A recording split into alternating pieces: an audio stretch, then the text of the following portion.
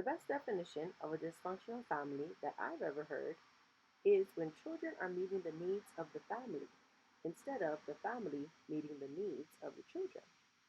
When children are meeting the needs of their family, they can develop certain roles or coping tools.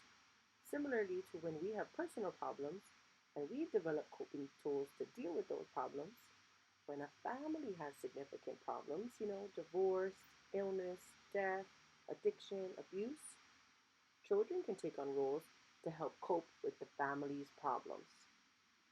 The following is four roles that children take on. Now, you may think that these just sound like personality traits, but when you look carefully, you can see some negative unconscious dynamics at work with each of the roles.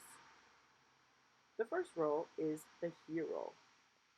The hero meets the needs of the family by adding self esteem and pride. The hero allows the family to deal with their problems by saying, "We're all good. Look how great our kids turned out." The hero, or the golden child, they typically are the older child. They're seen as mature, usually seen as helpful, overachievers, trustworthy, and outwardly successful.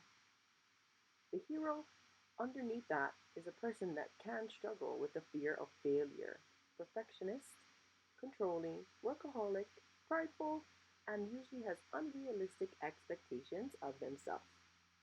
If you can relate to this role, some things that you can try to twist that pattern is embracing your mistakes and the mistakes of others, working on being assertive and saying no.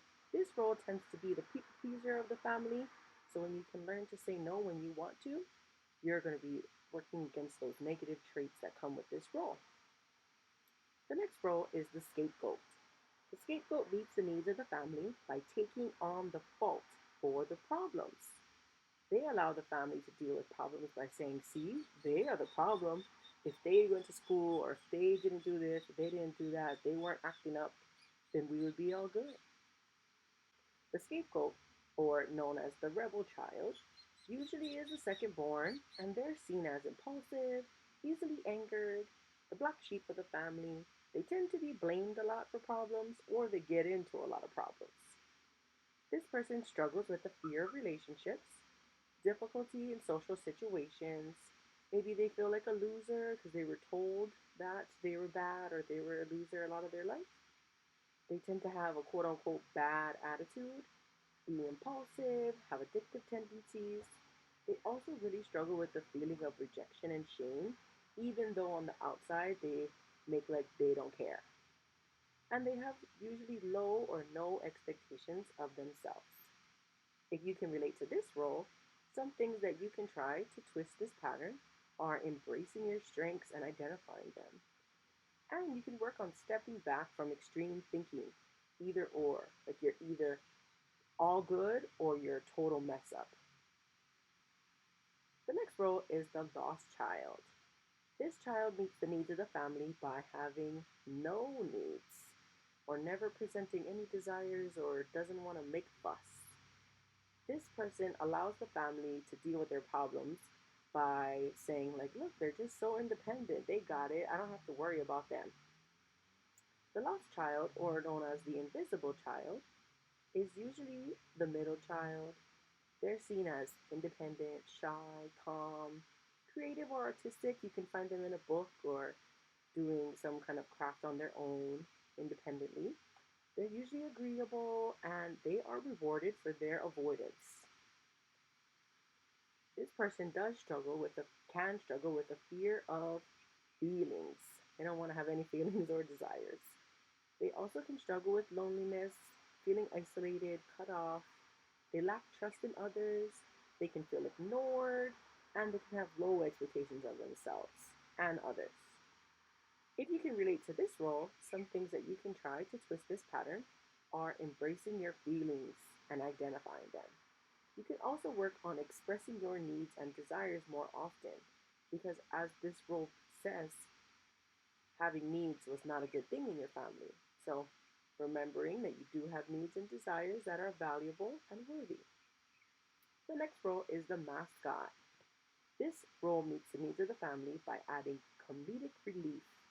They allow the family to deal with problems by saying, well, we just have fun. Look at that. Like, we're such a good mood. We're happy. We laugh all the time.